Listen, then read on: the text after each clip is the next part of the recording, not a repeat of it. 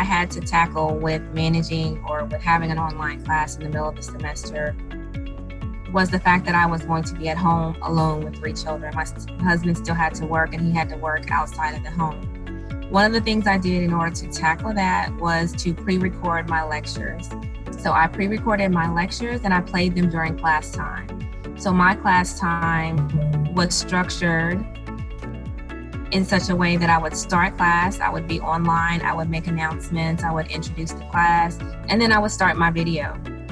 Periodically during the class, I would push pause and take questions for students who wanted to have questions.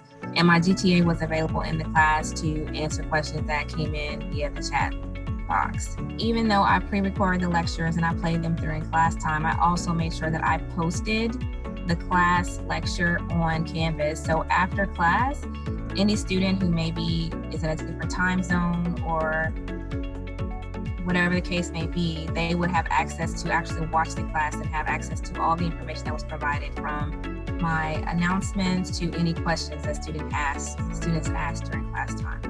So that pre-recording my lectures allowed me to be present in the class and still be flexible enough to address any concerns of my children if I needed to during the class time.